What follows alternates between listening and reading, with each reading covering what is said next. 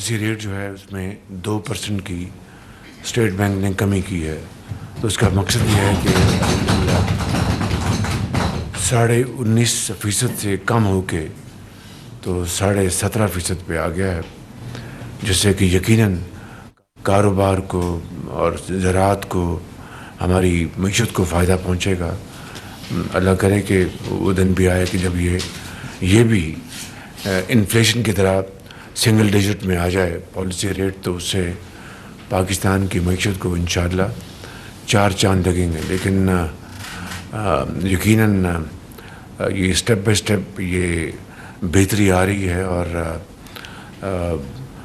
Slow and steady wins the race. تو میرے خیال میں اسی کے مصداق یہ ریٹ آج جو کم ہوا ہے 2%، ایک اچھی خاصی کمی ہے.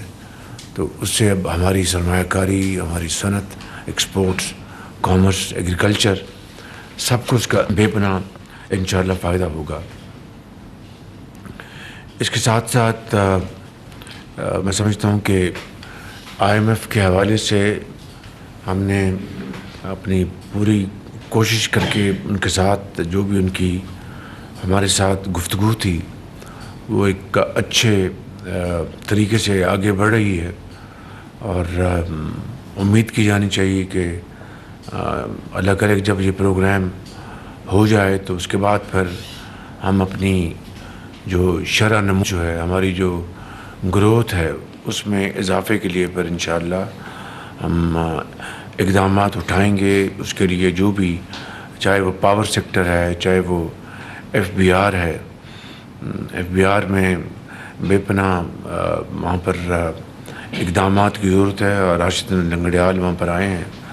میں نے ابھی تک ان کو تنگ نہیں کیا، میں ان کو ٹائم دے رہا ہوں ان کو، تاکہ وہ اچھی طرح اپنی ان کی جو انڈرسٹینڈنگ تو بہرحال ہے بہت، لیکن مزید وہ بہتر ہو جائے. پھر ان کے ساتھ میں نے ایک میٹنگ رکھنی ہے تاکہ کس طرح ہم نے اپنے اہداف ہیں جو ہماری جو ریفارمز ہیں ان کو ہم آگے لے کے جائیں گے.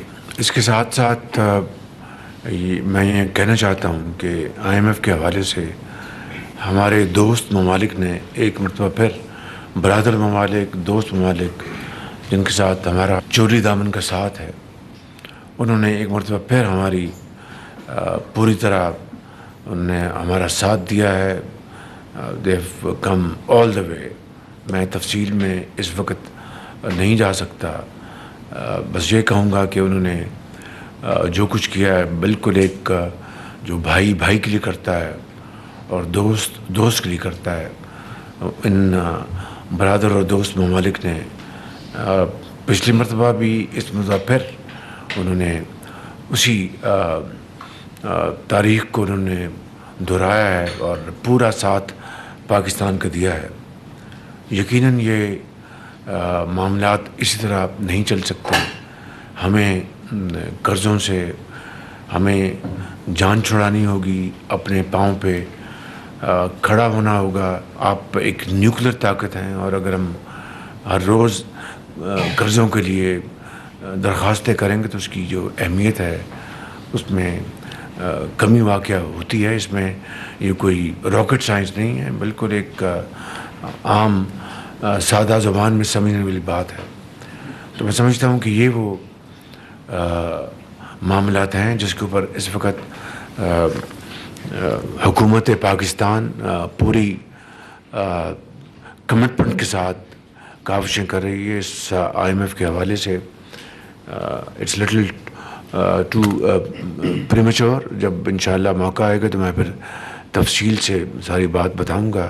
فی الحال یہ کہنا مناسب ہوگا کہ IMF کی جو ریکوائرمنٹس ہیں اس کو پورا کرنے کے لیے وزیر خزانہ نے اور MOS نے اور ہماری حکومت کے دوسرے جو آنریبل ممبرز ہیں کیبنٹ کے اور اداروں کے سربراہوں نے بے پناہ مل کر کوشش کی ہے. اور انشاءاللہ میں سمجھتا ہوں کہ ایک بہت، اور پھر ہمارے جو چین میں ہمارے جو سفیر ہیں ان کی بڑی کاوشیں ہیں، فاطمی صاحب کی بڑی ایفرٹس ہیں، ان کی سیکٹری فائنانس کی بے پناہ کاوشیں ہیں، کوئی شک نہیں. اللہ تعالیٰ اس میں برکت ڈالے. غزہ میں جو بربریت اور قتل و غارت جوہری اور معصوم جانیں ان کو جس طرح شہید کیا جا رہا ہے، وہ میں سمجھتا ہوں کہ تاریخ کا انسانی تاریخ کا سیاہ ترین باب ہے، اور افسوسناک امر یہ ہے کہ عالمی ضمیر جو ہے وہ خاموش ہے، اور اقوام متحدہ میں، سیکیورٹی کونسل میں، ہیگ میں جتنی بھی قراردادیں پاس ہوئیں، جتنے بھی فیصلے آئے، اس کی اسرائیل نے قطعاً کوئی پرواہ نہیں کی اور ردی کی ٹوکری میں ڈال دی، اور عالمی جو طاقتیں ہیں وہ خاموش ہیں۔ یقیناً انہوں نے کاوشیں کی، سیز فائر کے لیے قراردادیں پاس کروائیں، لیکن اس کے اوپر کتنا عمل درآمد ہوا، اس کا نتیجہ یہ ہے کہ آج 6 اقوام متحدہ کے جو ریلیف ورک کے لیے جو لوگ وہاں پر تھے ان کو قتل کر دیا گیا، 6 لوگوں کو۔ اب یہ عالم ہے کہ یو این کے جو سٹاف ممبرز ہیں، جن کا کام یہ ہے کہ ان کو پولیو کا یا خوراک کا انتظام کرنا، ان کو وہاں پر قتل کر دیا گیا۔ اگر یہ واقعہ کسی اور ملک میں ہوتا تو ایک طوفان اٹھ جاتا۔ باہر کے میں سمجھتا ہوں کہ ہمیں، اور پھر 17 ہر روز وہاں پر نہتے مسلمان شہید ہو رہے ہیں، 17 مسلمان غزہ میں آج پھر شہید ہوئے۔